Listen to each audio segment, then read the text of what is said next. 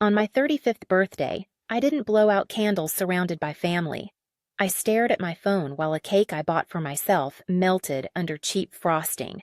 On Facebook, my parents were cheering for my younger sister at the airport, filming her surprise trip to Rome. My father commented, "She's the only one who makes us proud." My mother added a red heart.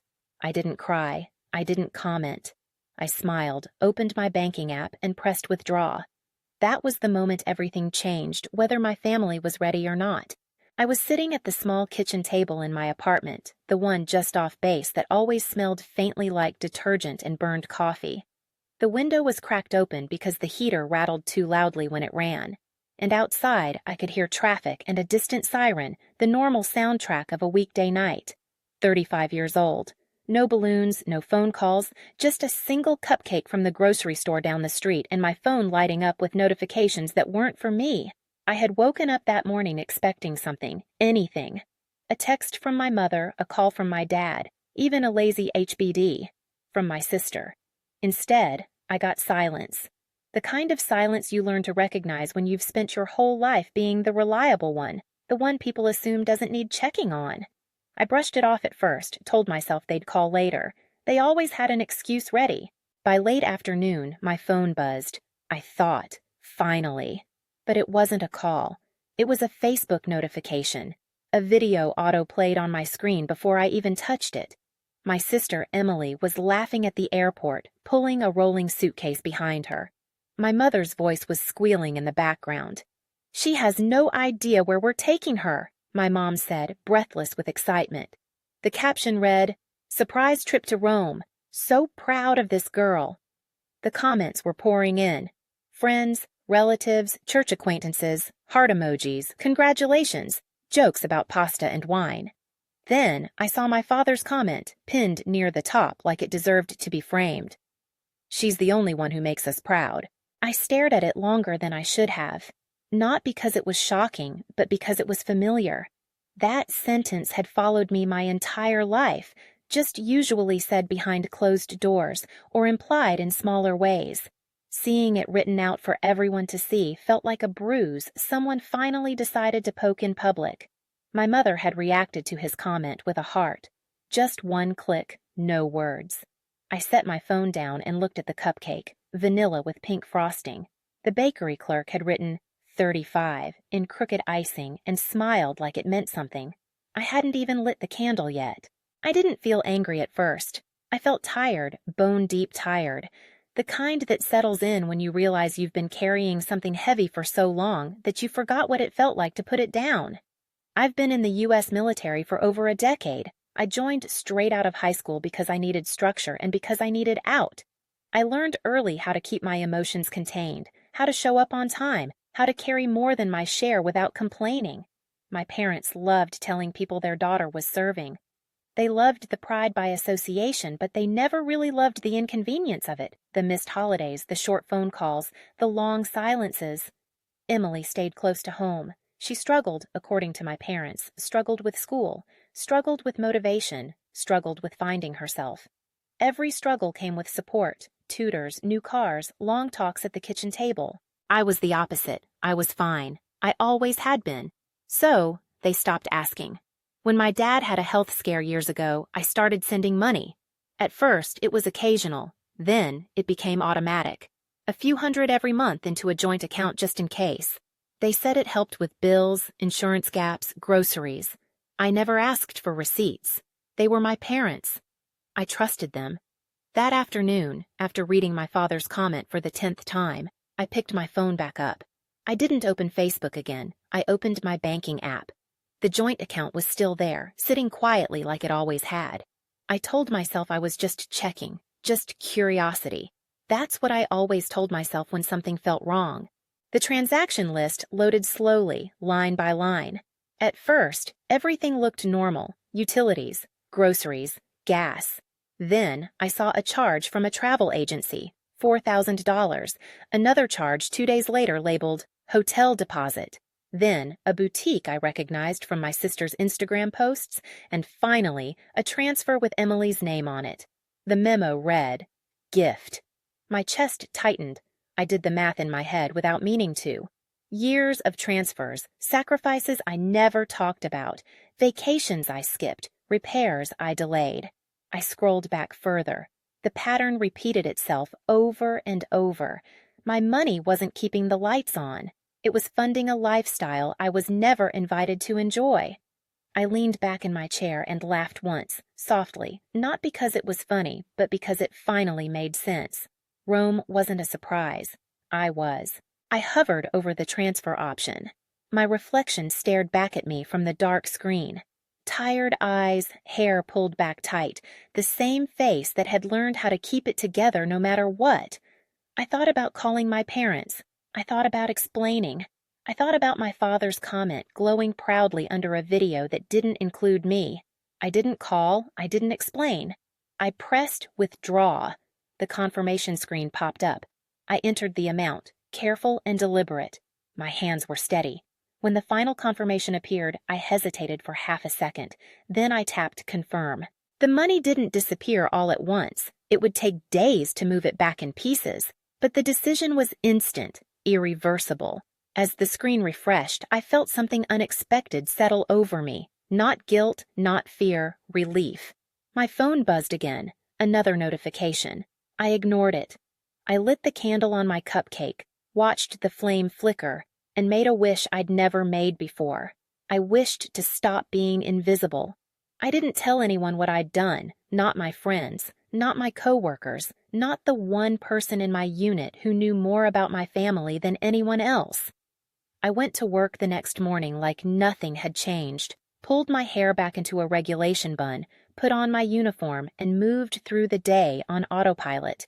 That's one thing the military teaches you well, how to function, even when your insides feel like they're coming apart at the seams. As I went through my tasks, my mind kept drifting backward, replaying moments I'd brushed off for years. Not dramatic scenes, just small, quiet memories that added up to something ugly when you finally lined them up side by side. When we were kids, Emily always got the bigger room. It had better light, a door that didn't stick, and a closet twice the size of mine. My parents said it was because she needed the space. When she wanted piano lessons, they found the money. When she quit piano 2 months later, they told her it was okay to explore her passions. When I asked for help paying for a photography class in high school, my dad told me I should focus on practical goals. I got a job instead. I learned early how to be low maintenance, how to accept praise quietly and disappointment without protest. When I brought home good grades, my parents nodded and said, "We knew you would." When Emily failed a class, they sat her down, talked it through, promised to help her do better next time. I told myself that was just how families worked. Someone had to be the strong one. Joining the military felt like an escape at first. I told myself it was about service, about structure, about doing something meaningful. And it was. But it was also about finally choosing a path that didn't revolve around my family's expectations. My parents were proud, at least in public. They posted photos of me in uniform, bragged to neighbors, collected compliments like souvenirs. In private, it was different. Calls were short, questions were surface level. They never asked how I was really doing. Emily stayed close. She went to community college on and off, moved back home more than once. "She's still figuring things out," my mom would say, like it was a medical condition. Every setback came with a cushion. Every mistake came with an excuse. When my dad got sick, everything shifted. I remember the call clearly. I was in my car, parked outside the commissary, still in uniform. My mom's voice sounded small, scared. She told me about the diagnosis, the surgery, the bills. Insurance wouldn't cover. I didn't hesitate. I told her I'd help. It felt natural, necessary. That's what the dependable one does. We set up the joint account together. Just in case, my dad said, for emergencies. I started with a few hundred here and there. Then it became monthly, automatic. I adjusted my budget without thinking too hard about it, cut back where I could. I figured it was temporary. Years passed. The transfers continued. No one ever thanked me, not directly. When I brought it up once, casually, my mom waved it off. "Oh, honey, you know we appreciate you." And that was it. Appreciation without acknowledgement, gratitude without accountability. I didn't realize how much resentment I'd buried until I saw that comment on Facebook. It wasn't just about Rome. It was about 35 years of being quietly erased. By the time the money finished transferring back into my personal account, 3 days had passed. I checked my balance twice, half expecting something to reverse itself. It didn't. The number just sat there, solid and real, mine. That was when the phone call started. The first one came from my dad. I let it go to voicemail. Then another. Then a text. "Call me when you get a chance. There's an issue with the account." An issue. I stared at the message and felt a familiar pull in my chest, the urge to fix things, to smooth it over, to make everyone comfortable again. I ignored it. The next day, my mom called. I answered out of habit. "Hi," she said, her tone tight. "We noticed a large amount of money is missing." "I withdrew it," I said calmly. There was a pause on the line. "You what?" "I took my money back." "That money was for emergencies," she snapped. I almost laughed like Rome. Another pause, longer this time. My dad's voice came on the line. "That's different." "How?" I asked. "Emily needed a break," he said. "She's been under a lot of stress." I felt something harden in my chest. "I've been sending money for years. You never once asked if I needed a break." "That's not fair," my mom said. "You're stronger. You always have been." There it was, the sentence that explained everything. I hung up without another word. Within hours, the guilt messages started rolling in. Emails, texts from numbers I hadn't saved, family group chats that suddenly remembered I existed. Everyone had an opinion. Everyone thought they understood. No one asked why I'd done it. They just wanted it undone. That night, I sat on my couch and stared at the ceiling, listening to the hum of the refrigerator. I expected to feel sick with regret. Instead, I felt something close to calm, like I'd finally stopped holding my breath. I didn't know what would happen next. I just knew I wasn't going back. By the 4th day, I stopped checking my phone every 5 minutes, not because the messages had stopped, but because I finally understood what they were really saying. None of them were asking if I was okay. None of them were asking why I felt hurt. Every message, every missed call, every carefully worded email circled back to the same thing, the money. It was almost impressive how quickly the concern shifted once they realized the transfers weren't a bank error. My parents had never monitored that account closely before. They never needed to. I was consistent, predictable, reliable. I was the kind of person you could forget about and still count on, until I wasn't. I went back to the banking app that night, not to move anything else, but to look more closely. I needed to see it clearly without excuses, without the emotional fog I'd lived in for years. I sat at my kitchen table again, the same place where I'd eaten most of my meals alone, and scrolled slowly through the transaction history. It was worse than I thought. Rome hadn't been a one-time indulgence. There were airline tickets from the year before, Paris, a resort deposit in Florida, designer stores I recognized because Emily had tagged them in selfies, smiling in mirrors with bags slung over her arm. There were transfers to her personal account labeled "Help Rent," and once, insultingly, "For being you." For being you. I counted it all. I didn't rush. I didn't skim. I added it up carefully, line by line, the way I'd been trained to do everything in my career. The final number made my stomach drop. Over $40,000, money I'd earned, money I'd sent in good faith, money I'd told myself was for emergencies and medical bills. I leaned back in my chair and pressed my palms into my eyes until I saw spots. I thought about the weekends I'd stayed in while my coworkers went out of town, the car repairs I'd postponed, the savings account I never quite managed to grow. I thought about how many times I'd said, "I can't afford that right now," without realizing I actually could have. I wasn't poor. I was subsidizing someone else's comfort. My phone buzzed again. This time it was Emily. "Hey, can you call me? Mom and Dad are freaking out." I stared at the message for a long moment before replying. "I'm at work. What's going on?" The dots appeared almost immediately. "They said you took money out of the account. Is that true?" "Yes." Another pause, longer. "Why would you do that?" "They need it." That sentence did something to me, not anger, not sadness, just clarity. Emily had no idea. Or maybe she did, and it was easier not to think about it. They used it to send you to Rome, I typed. Her response came slower this time. I didn't ask for that. I didn't know it was your money. I believed her. That was the worst part. Emily wasn't cruel. She was just accustomed to being protected from consequences. She lived in a world where things appeared when she needed them and disappeared when they became inconvenient. I know, I wrote, but it was. A few minutes passed before my phone rang. I stepped outside onto the narrow balcony, the night air cool against my skin, and answered. Hey, Emily said. Her voice sounded smaller than usual. They're really upset. I imagine they are. They said you're punishing them. I leaned against the railing and looked down at the empty parking lot.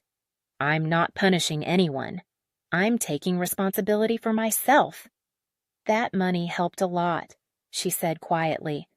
So did my silence, I replied. She didn't have an answer for that. We hung up without resolving anything. I went back inside and poured myself a glass of water, my hands steady. For the first time in days, I slept through the night. The next morning, my dad called again. This time, I answered. We need to talk, he said, no greeting, no preamble. I'm listening. That money was part of our safety net, he said. You can't just take it. I can, I said evenly, because it was mine. We had plans for it. You never included me in those plans. He sighed, heavy and dramatic. You don't understand how hard things have been. I almost said, you don't understand how hard it's been for me. But I stopped myself. He wouldn't hear it. He never had. You used my money for luxury trips, I said instead. That wasn't the agreement. We raised you better than this, my mom said sharply in the background. I closed my eyes. You raised me to be responsible. That's exactly what I'm being. I ended the call before they could regroup. The backlash escalated after that. My mom sent an email accusing me of betrayal. An aunt I barely spoke to texted that family helps family. A cousin asked if everything was okay, then suggested I apologize to keep the peace. Keep the peace? I'd been keeping it my whole life. At work, I threw myself into routine, training sessions, evaluations. The structure grounded me. My unit didn't care about my family drama. They cared that I showed up, that I did my job, that I had their backs. In that environment, I was valued for what I did, not for what I provided. One evening, after a long day, I sat in my car and called the one person I trusted to be honest with me, my former supervisor, now a close friend. You did the right thing, she said after I explained everything. Setting boundaries doesn't make you selfish. It feels like it, I admitted, only because they trained you to feel that way. Her words settled over me like armor. That night, I logged into my bank account again, not to withdraw anything else, just to look. The number was still there, real, solid, a reminder that I finally had control over something I'd been giving away piece by piece for years. For the first time, I wasn't afraid of what I'd done. I was afraid of how long it had taken me to do it. The silence didn't last. 2 weeks after I withdrew the money, the tone of the messages changed, the panic sharpened, the patience disappeared. It was no longer confusion or disappointment. It was accusation, the kind that assumes guilt and demands surrender. It started with an email from my mother, subject line in all caps. We need to talk. I opened it during my lunch break, sitting in my car with the engine off, the afternoon sun beating against the windshield. She didn't ask how I was doing. She didn't mention my birthday. She didn't even pretend this was about repairing a relationship. Instead, she wrote about stress, about bills, about how my father hadn't been sleeping, about how Emily was emotionally fragile after learning about the money. She said I'd blindsided them. She said I'd embarrassed the family. She said I needed to fix this quickly. The word apology appeared 3 times. The word money appeared 7. I closed the email and rested my forehead against the steering wheel. My hands were shaking, not from fear, but from the familiar pull to make things right at my own expense. That instinct didn't disappear overnight. It had been wired into me for decades. That evening, my phone rang again. I didn't recognize the number, but the area code told me everything I needed to know. "Hello," I answered. "This is Aunt Carol," a voice said briskly. "Your mother is beside herself." I leaned back on my couch and stared at the ceiling. "I'm sorry to hear that." "She's been crying for days," Carol continued. "Your father, too. You've put them in an impossible position." "By taking back my own money?" "You know it's not that simple," she said. "They were counting on it." I closed my eyes. "Counting on me?" I corrected. She sighed. "Family doesn't keep score." I almost laughed. Family shouldn't keep receipts either, but here we are. The call ended awkwardly like all the others. No resolution, just pressure. The next escalation came publicly. I woke up one morning to a flood of notifications. My mother had posted on Facebook, not naming me directly at first, but not hiding either. Sometimes the people you sacrifice the most for are the ones who hurt you the deepest. Family values don't mean what they used to. Praying for wisdom. The comments poured in. Sympathy, validation, thinly veiled judgments. A few people tagged me outright. Others messaged privately asking what happened, urging me to be the bigger person.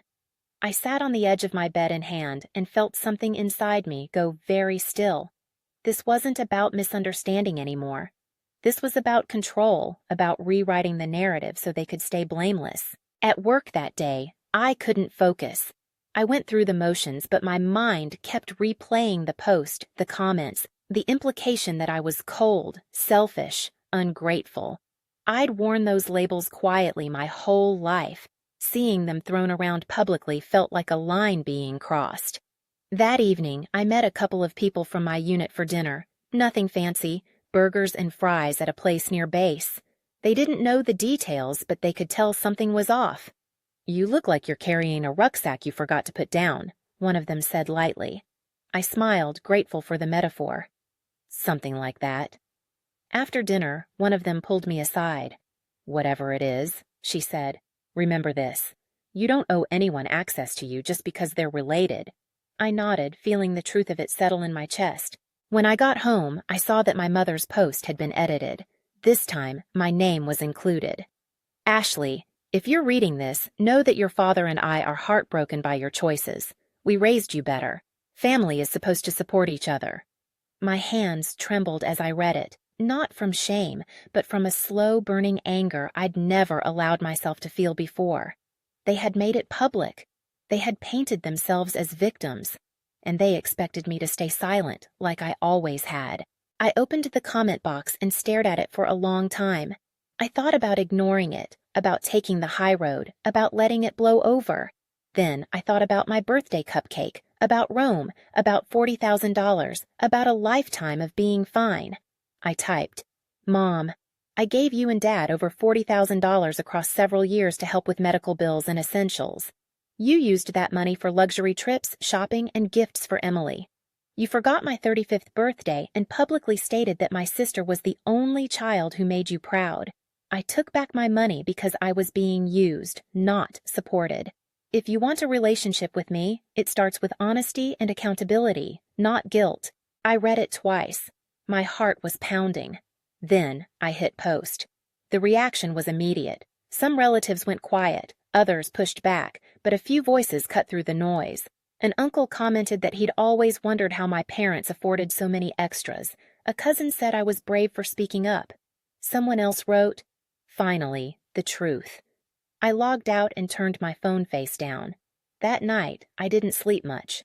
My mind replayed every possible outcome, but underneath the anxiety, there was something new. Relief. I had told the truth out loud in my own words, and for the first time, I wasn't apologizing for it. For a few days after the post, I lived in a strange quiet. The notifications slowed, then stopped.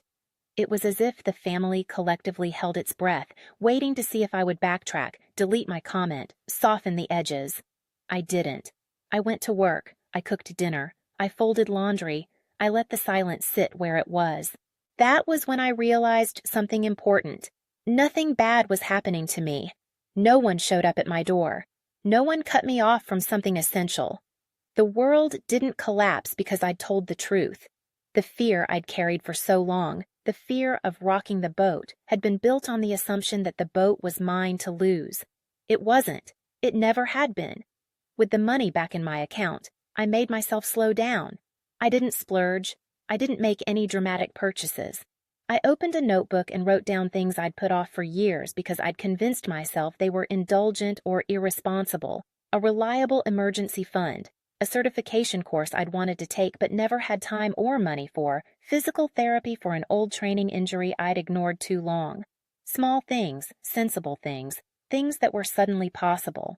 I enrolled in a professional certification program related to logistics and operations, something that could translate well when my military career eventually ended. The first night of class, I sat at my desk in civilian clothes, notebook open, listening to the instructor explain the syllabus. I felt nervous in a way I hadn't felt in years, not scared, hopeful. At work, something shifted too. I didn't realize how much emotional weight I'd been carrying until it was gone. I spoke up more in meetings. I volunteered for a leadership role I would have quietly avoided before. When my supervisor pulled me aside to tell me my performance had been noticed, I felt a flicker of pride I didn't immediately try to dismiss. "Whatever you're doing," he said, "keep doing it." I smiled and thanked him, resisting the urge to deflect. My chosen family, friends I'd built over years of moves and deployments, noticed the change too.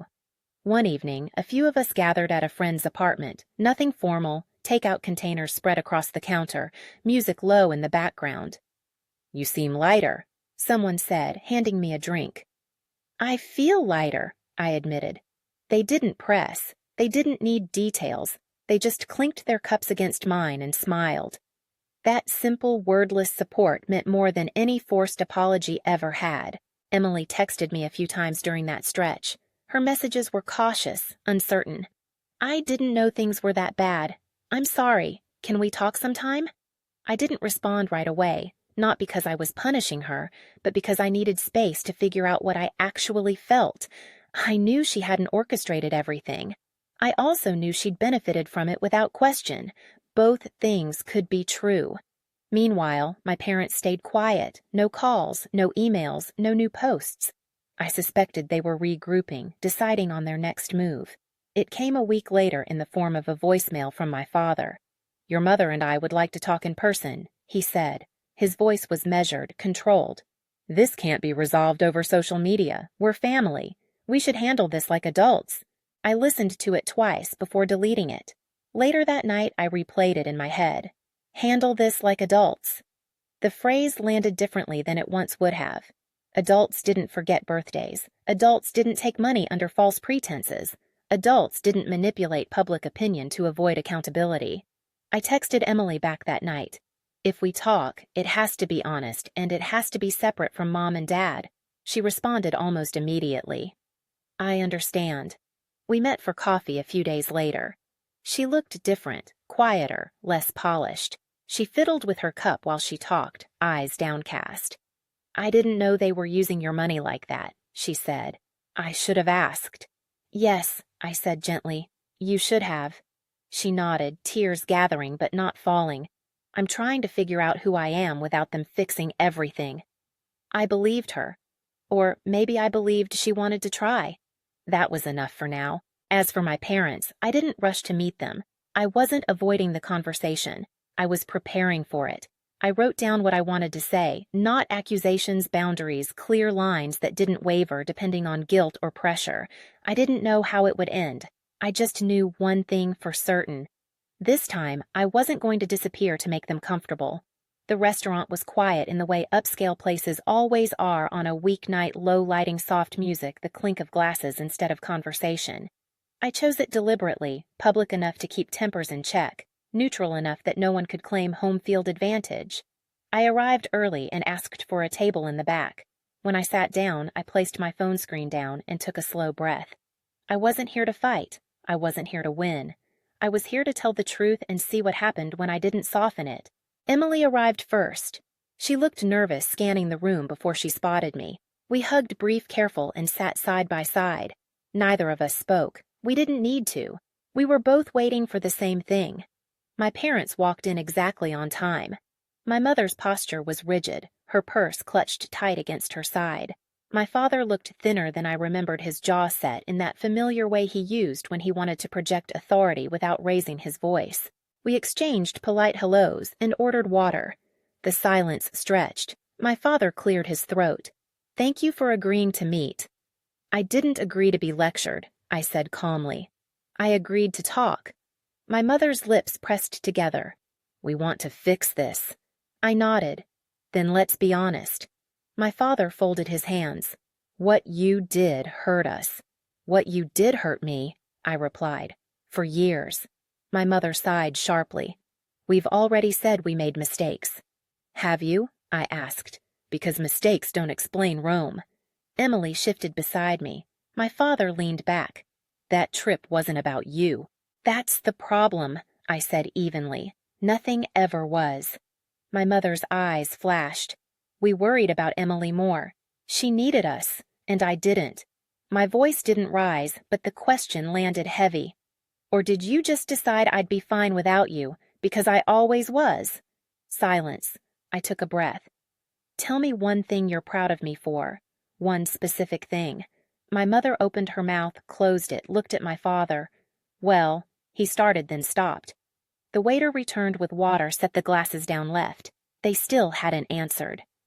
"That's what I thought," I said quietly. My mother's voice cracked. "That's not fair." "It's accurate," I replied. "You took my money, over $40,000, and used it for things you never told me about. You forgot my birthday. You told the world my sister was the only one who made you proud, and now you want me to apologize for setting a boundary." My father's shoulders sagged. "We're under a lot of stress." "So was I said. "I just didn't make it your problem." My mother leaned forward. "Do you want us to beg?" "I want you to understand," I said, "and I want you to stop." "Stop," what she snapped. "Stop using guilt. Stop rewriting history. Stop asking me to fix the consequences of your choices." Emily spoke, then her voice soft but steady. "They're right," she said to our parents. I went through the statements. I saw everything. My mother turned to her, stunned. "Emily." "No." "Emily said I've had enough of this too." My father rubbed his face. "We were counting on that money. We might lose the house." I met his eyes. "You won't. You have options. Downsizing, jobs. Help from Emily if she chooses, but not from me." My mother's eyes filled with tears. "So you're abandoning us?" I shook my head. "I'm stepping back. There's a difference." My father exhaled slowly. "What do you want from us?" "I want accountability," I said. "And I want boundaries respected. No more public posts about me. No more asking for money. If we have a relationship, it's based on honesty, not obligation." My mother stood abruptly. "I can't do this." My father hesitated, then stood too. "Well, we'll think about what you said." "I hope you do," I replied. They left without another word. Emily and I sat there for a moment, the table suddenly too big. She reached over and squeezed my hand. "I'm sorry it took me this long." "Me too," I said. And I meant both parts. We ordered dinner and talked about ordinary things, classes she was considering, work projects I was excited about.